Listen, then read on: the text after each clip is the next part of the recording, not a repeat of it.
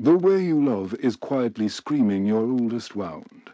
Have you ever wondered why you keep falling for the same type of person, even when it hurts? Why certain behaviors from your partner trigger such intense emotions that seem completely out of proportion? Carl Jung, the pioneering psychologist who delved into the depths of the human unconscious, discovered something profound. Your love pattern is not random. It's a desperate attempt to heal your deepest childhood wound. The person you're attracted to, how you behave when you fall in love, what makes you anxious in relationships, all of these are encrypted messages from your wounded inner child. Today, we're going to decode these messages together, and what you discover might change everything you thought you knew about yourself. Think about your most painful relationship moment. That overwhelming anxiety when they didn't call back. That suffocating feeling when they needed space. That unbearable pain when they couldn't understand your needs. What if I told you that this wasn't really about them at all? What if this reaction was actually your oldest wound being touched, a wound so ancient that you've forgotten it exists? Jung called this projection when we unconsciously place our unresolved past onto our present. Relationships, your way of loving, isn't just love, it's a silent cry for help from a part of yourself that has never healed. Have you ever felt the crushing weight of not being enough in a relationship? That persistent voice that whispers you're too needy, too cold, too intense, or too distant. The persistent fear that once they truly see you, they'll leave. These aren't just insecurities, they're echoes from your past. According to Jung, these feelings don't originate in your current relationship. They come from much earlier, from your first experiences of love, attachment, and emotional safety. Your adult relationships have become the stage where your childhood wounds are desperately trying to find resolution. The pain you feel in love today is connected to those moments when your emotional needs weren't met. As a child, perhaps you learned that love was conditional, only available when you achieved or behaved perfectly. Maybe you discovered that expressing your needs led to rejection or ridicule. Or perhaps you found that the people who should have protected you were unpredictable, sometimes present, sometimes vanishing. Your young mind created a strategy to survive these wounds, a love pattern that you're still unconsciously following today, hoping it will finally lead to healing. Think about the relationships that have hurt you the most, the partner who couldn't commit, the lover who needed constant reassurance, the person who became distant the moment you showed vulnerability. Why were you drawn to them? Jung would say you were unconsciously seeking the familiar emotional landscape of your childhood, not because it was pleasant, but because your psyche is desperately trying to recreate those conditions to finally resolve them. It's as if your soul believes that if you can make it work this time, with this person, you'll heal the original wound. You might be thinking, but my childhood was fine. I didn't experience any trauma. Jung understood that wounds don't have to be dramatic or obvious. The subtle absence of emotional attunement, the quiet disappointment in a parent's eyes, the implicit message that your authentic self wasn't quite right, these create wounds just as powerful as more obvious traumas. The most dangerous wounds are often the ones we don't recognize, the ones that have become so familiar that we mistake them for our personality or just the way relationships are. Your way of loving falls into patterns, and each pattern reveals a specific type of wound. If you love anxiously, constantly seeking reassurance, fearing abandonment, becoming preoccupied with your partner's feelings about you, you're likely carrying the wound of inconsistent love. As a child, you never knew if your emotional needs would be met, so you learned to be hypervigilant, always scanning for signs of rejection. Your love today is an attempt to finally secure the consistent attachment you never had. If you love avoidantly, keeping partners at arm's length, valuing your independence above all, feeling suffocated by too much closeness, or likely carrying the wound of intrusion or engulfment. Perhaps your boundaries weren't respected, or your emerging self wasn't allowed to develop independently. Your distant love style today is a protection against being overwhelmed or losing yourself in relationship again. If you love in a controlling way, needing to manage your partner's behavior, feeling intense jealousy, creating rules and expectations, you're likely carrying the wound of powerlessness or chaos. When your childhood environment was unpredictable or frightening, you learned that control equals safety. Your controlling love today is an attempt to create the security you never felt, and if you love codependently, sacrificing your needs, losing your identity in relationships, taking responsibility for your partner's emotions, you're likely carrying the wound of conditional love. You learned that your worth came from what you could do for others, not from who you inherently are.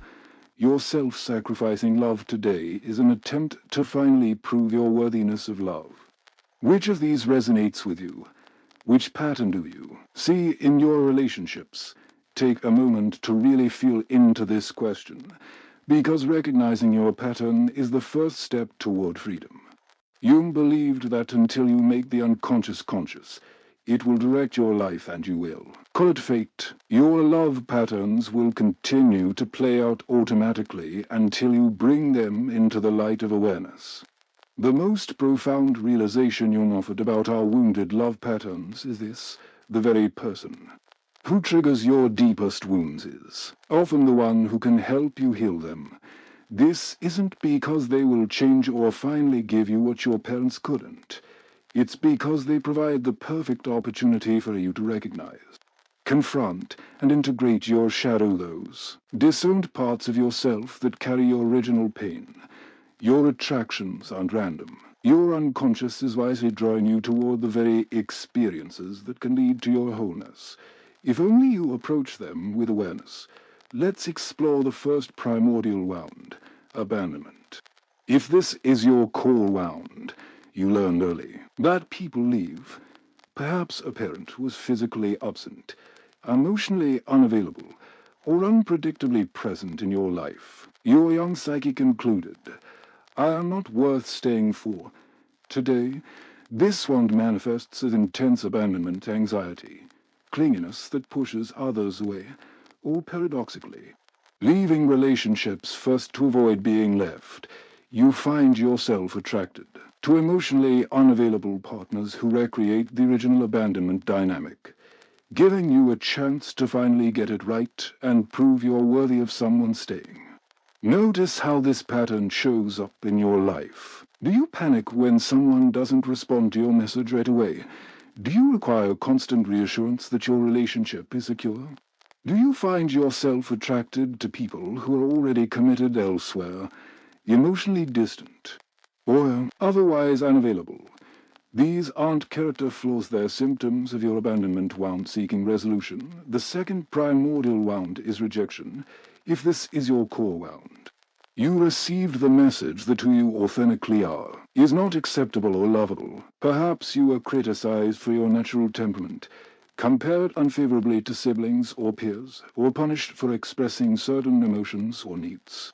Your young psyche concluded, I must become someone else to be loved. Today, this wound manifests as people-pleasing, fear of authentic self-expression, perfectionism, or a chameleon-like adaptation to whatever you think others want. You're drawn to critical partners who give you the opportunity to finally win the approval you couldn't secure in childhood. Reflect on how this pattern operates in your relationships. Do you hold back your true thoughts and feelings to keep the peace? Have you lost touch with what you actually want because you're so focused on being what others need? Do you exhaust yourself trying to prove your worth through achievement or appearance? These patterns stem from your rejection wound crying out for healing. The third primordial wound is humiliation. If this is your core wound, you experienced shame around your fundamental human needs and emotions. Perhaps your vulnerability was met with mockery. Your mistakes were publicly highlighted, or your emotions were treated as weaknesses to overcome. Your young psyche concluded, my needs and feelings are shameful. Today, this wound manifests as difficulty expressing needs, hiding your emotions, shame round vulnerability, or conversely, an armor of perfectionism or intellectual detachment. You may be drawn to partners who are emotionally unavailable themselves, creating a safe relationship where deep vulnerability is never required. Ask yourself, do you find it nearly impossible to say I need you or I'm hurting? Does the thought of being emotionally exposed make you physically uncomfortable? Do you use intelligence, humor, or business to avoid genuine intimacy? Your humiliation wound is seeking the safety to finally be vulnerable without shame. The fourth, primordial wound, is betrayal. If this is your core wound, your trust was broken by someone who should have protected you. Perhaps a parent consistently broke promises, revealed your confidences to others, or failed to defend you when you needed protection. Your young psyche concluded, no one can be trusted today. This wound manifests as hypervigilance in relationships, constantly looking for signs of betrayal, creating tests for your partner to pass, or being secretive yourself to maintain control. You're drawn to partners who are somewhat untrustworthy, giving you the chance to finally spot the betrayal before it hurts you, proving you've overcome your wound. Consider how this appears in your relationships. Do you snoop through your partner's phone? Do you withhold information to protect yourself? Do you assume the worst when there's an ambiguous situation? These behaviors are your betrayal wound attempting to prevent further pain. The fifth primordial wound is injustice. If this is your core wound, you experienced situations where the rules weren't fair, where you didn't have a voice, or where power was abused. Perhaps discipline was inconsistent or disproportionate. Your perspective was dismissed, or you witnessed injustice that you were powerless to stop. Your young psyche concluded, the world is unfair, and I am powerless. Today, this wound manifests as controlling behavior in relationships, rigid adherence to principles, or intense reactions when you perceive unfairness. You may be drawn to relationships with power imbalances, either seeking to have the upper hand to prevent being controlled, or paradoxically recreating situations where you feel powerless. Examine your relationship patterns through this lens. Do you need to be right all the time? Do you keep score in relationships? Are you drawn to partners who dominate you or whom you can dominate? Your injustice wound is seeking the chance to finally create fairness and balance. Jung believed that recognizing these wounds is only the beginning. The path to healing requires something he called individuation, the process of integrating all parts of yourself, including your wounded aspects, into a cohesive, authentic whole. This journey involves facing your shadow, those disowned parts of yourself, working with your anima or animus, your inner feminine or masculine energies, and ultimately connecting with yourself, the center of your psyche that transcends and includes all these elements. The individuation process Jung described begins with shadow work, confronting the parts of yourself that you've rejected, denied, or hidden. Your love patterns contain valuable shadow material. The qualities that irritate you most in partners often represent disowned aspects of yourself. If you're brutally honest, you might recognize that your partner's neediness mirrors your own. Denied need for a connection. Their emotional distance might reflect your own fear of vulnerability. Their controlling behavior might echo your own desire for certainty in an uncertain world. This shadow recognition is uncomfortable but liberating. Jung said, everything that irritates us about others can lead us to an understanding of ourselves. When you find yourself triggered in a relationship, pause and ask, what disowned part of myself am I seeing reflected back to me? This isn't to dismiss legitimate concerns about a partner's behavior, but to use triggered moments as doorways to self-knowledge. The parts of yourself that you've pushed into shadow don't disappear, they operate unconsciously, often sabotaging the very love you seek. Once you've begun to recognize your shadow elements, the next stage involves working with your mother and Father complexes. Jung observed that our earliest relationships with caregivers create templates or complexes that powerfully influence our adult relationships. Your mother complex shapes how you experience nurturing, emotional intimacy, and your sense of being at home in the world and in your body. Your father complex influences how you relate to authority, assertion, boundaries, and the outer world. Examine the connection between your parents or primary caregivers and your romantic choices. Do you seek partners who resemble one parent? Do you unconsciously try to fix through your romantic relationships what was broken in your parental relationships? Or do you choose partners who are the opposite of your parents? Still allowing your parental relationships to define your choices. Through contrast, Jung would suggest that until you consciously engage with these complexes, you'll continue to project them onto your partner, seeing them through the distorted lens of your unresolved parental issues. Healing these complexes requires honest reflection. What messages about love, worth, and relationship did you absorb from your mother or maternal figures? What did you learn from your father or paternal figures about protection and pursuing what you want? How might these lessons be limiting your capacity for love now? This isn't about blaming your parents, who are dealing with their own wounds. It's about recognizing the unconscious templates you've inherited so you can choose which aspects to keep and which to transform. The third aspect of individuation involves integrating your anima for those socialized as men or animus for those socialized as women. Jung believed that regardless of our biological sex or gender identity, we all contain masculine and feminine energies that need to be acknowledged and balanced. When these energies remain unconscious, we tend to project them onto romantic partners, expecting them to embody qualities we've denied in ourselves. If you were socialized as a man with a wounded anima, you might be drawn to women who express the emotional depth, intuition, or creativity that you've suppressed in yourself. You might idealize them initially, then become critical when they fail to perfectly embody these qualities. If you were socialized as a woman with a wounded animus, you might be attracted to men who display the assertiveness, logic, or independence you've denied in yourself, only to feel resentful when these same qualities create distance. The key to healing this aspect is developing a conscious relationship with your inner masculine and feminine energies, regardless of your gender identity. This means acknowledging and expressing both your nurturing, receptive qualities and your assertive, boundary-setting ones as you embrace your full range of energies. You'll stop seeking partners to compensate for what you've rejected in yourself. You'll be able to love them as whole individuals rather than as carriers of your projections. The culmination of the individuation process is connecting with what Jung called the self, your core essence.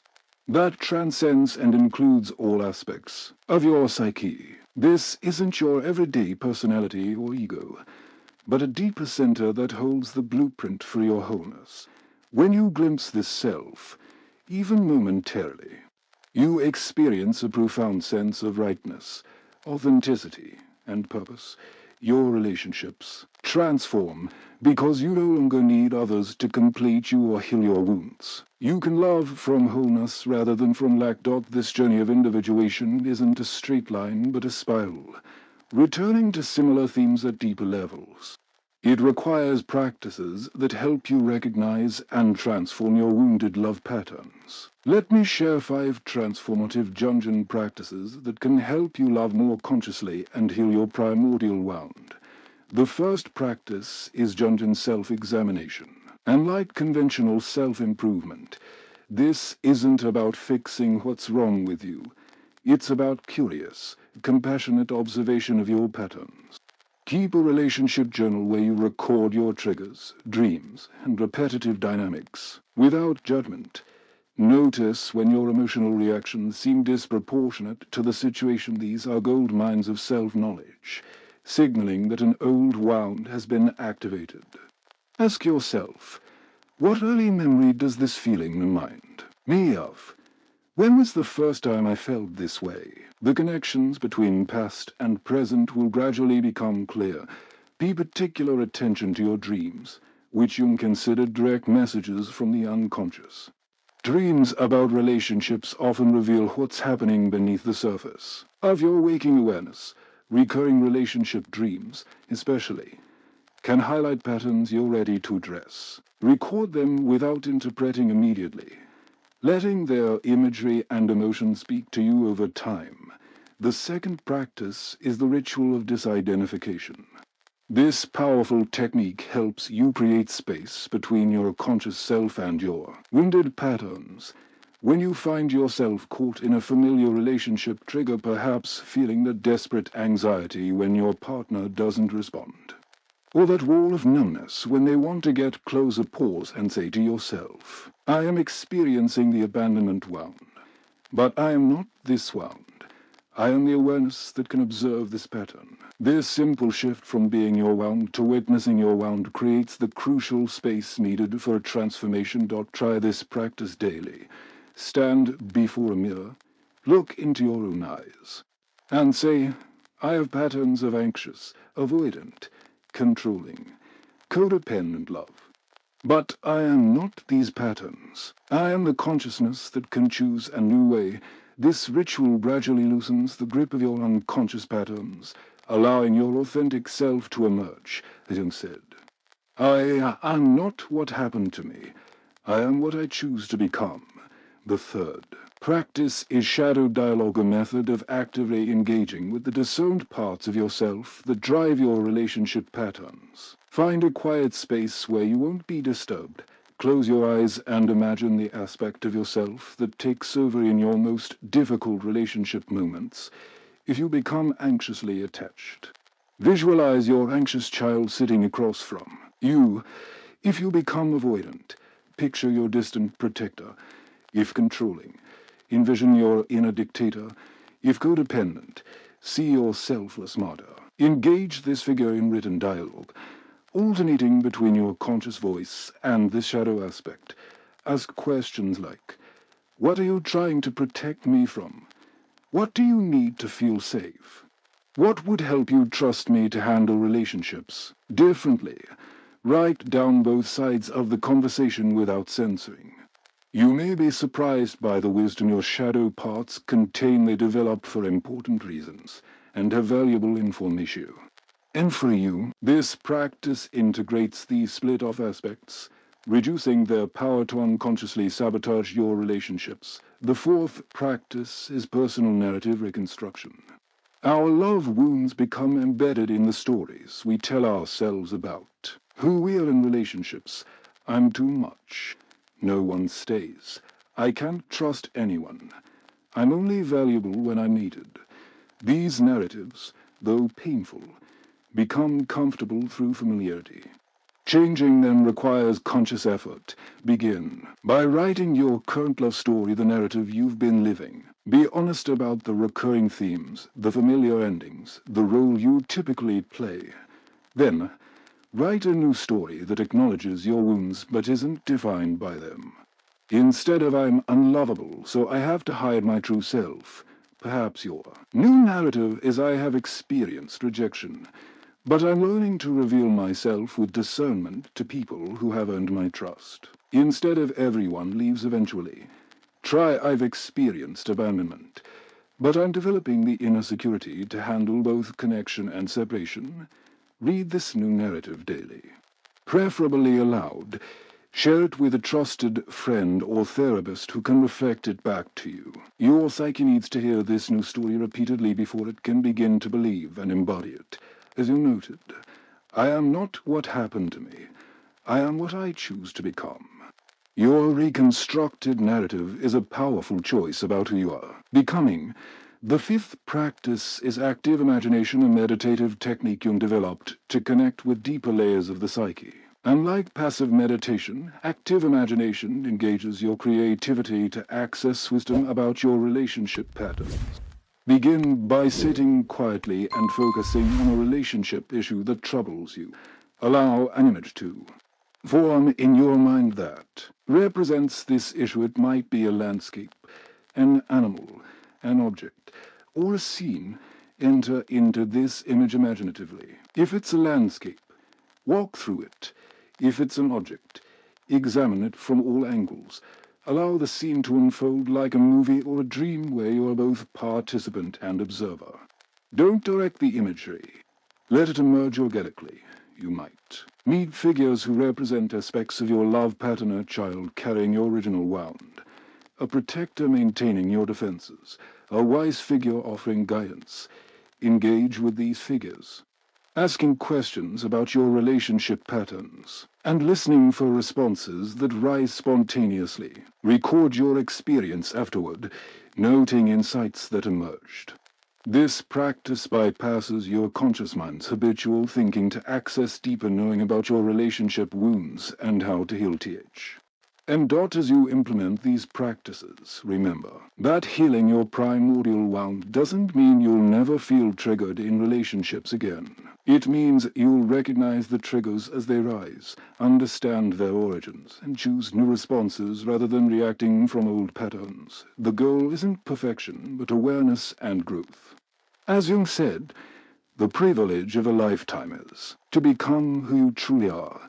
This journey of healing your love wound transforms not only how you relate to others, but how you relate to yourself. You will begin to offer yourself the very qualities you've been seeking from partners: consistent presence, acceptance, trust, fairness, and respect. You will develop what Jung called an inner marriage, a harmonious relationship between your conscious and unconscious, your masculine and feminine, your strength and vulnerability. From this inner wholeness, you can love others not from desperation or compulsion, but from abundance and choice. Imagine relating to a partner not as a source of completion or healing, but as a separate whole, being whom you choose to walk alongside. Imagine the freedom of not needing them to behave in certain ways to make you feel secure. Imagine the intimacy possible when you're no longer hiding behind the armor of your defenses. This is the promise of healing your primordial wound, not a perfect relationship, but a conscious one where triggers become opportunities for growth rather than reasons for suffering.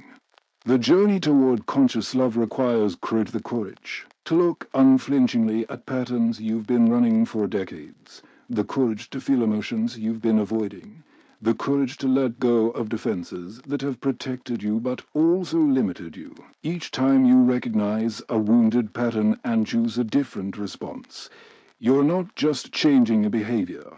You're literally rewiring your neural pathways and creating new possibilities for connection. This neuroplasticity means that no matter how entrenched your patterns seem, transformation is always possible.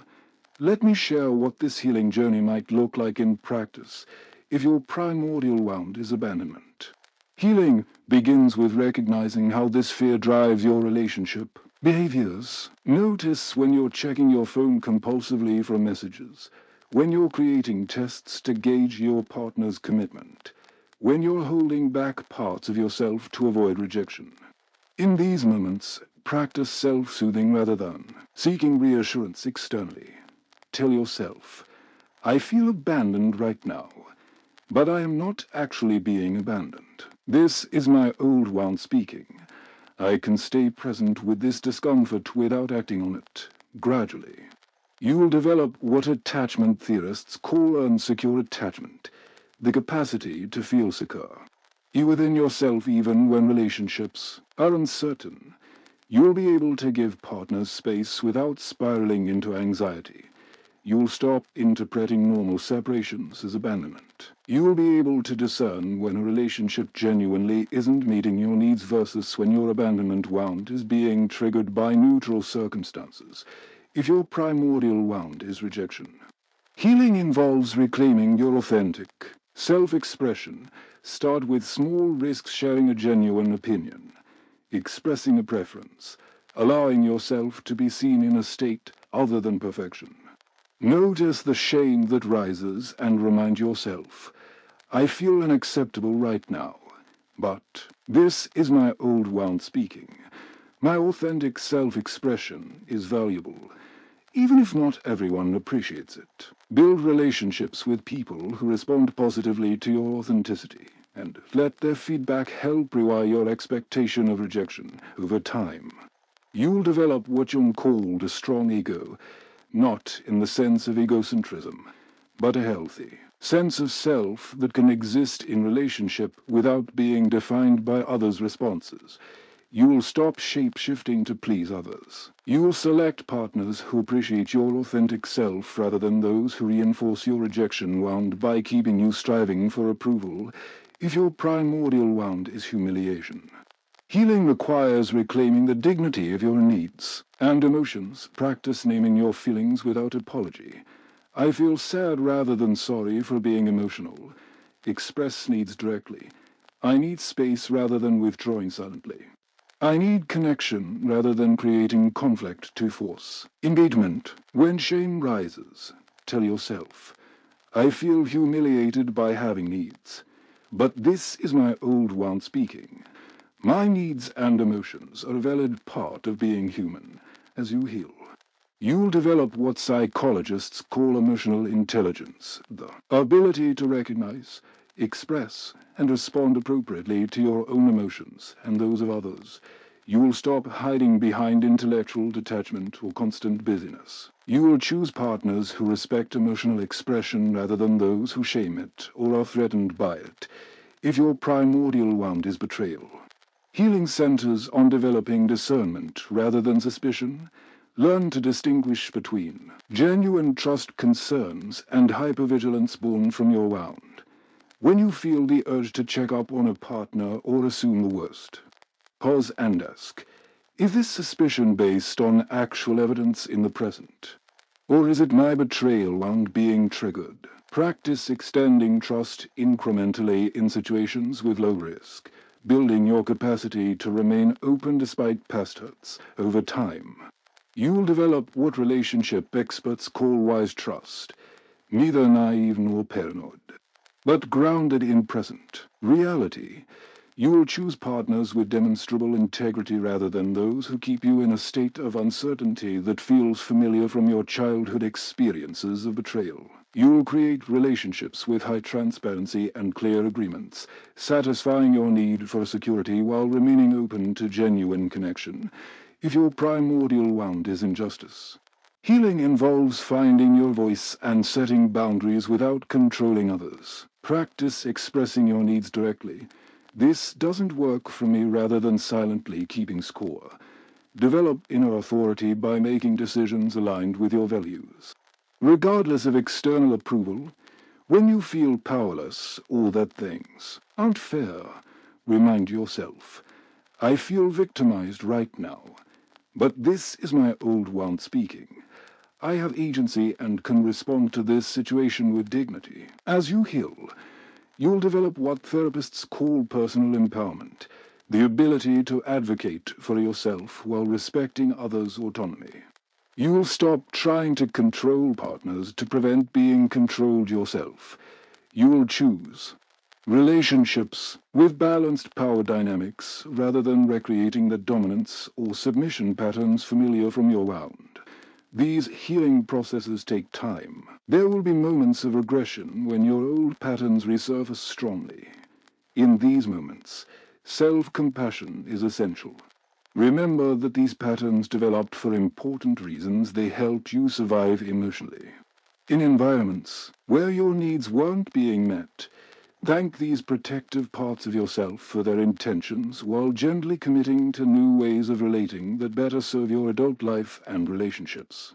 Jung emphasized that healing doesn't mean erasing your wounds or creating a perfect, trouble-free self. Instead, it means developing a conscious relationship with all aspects of your psyche, wounded and whole, light and shadow. It means recognizing when you're acting from old patterns and having the capacity to choose differently. It means bringing compassion to yourself and others as fellow travelers on this journey of healing and growth. As your awareness grows, you'll notice something remarkable. The very relationships that triggered your wounds become opportunities for profound healing. When your partner does something that activates your abandonment wound, instead of reacting with anxious pursuit or preemptive withdrawal. You can name the trigger, soothe yourself, and communicate clearly. These moments of conscious response, rather than unconscious reaction, gradually rewrite your emotional programming.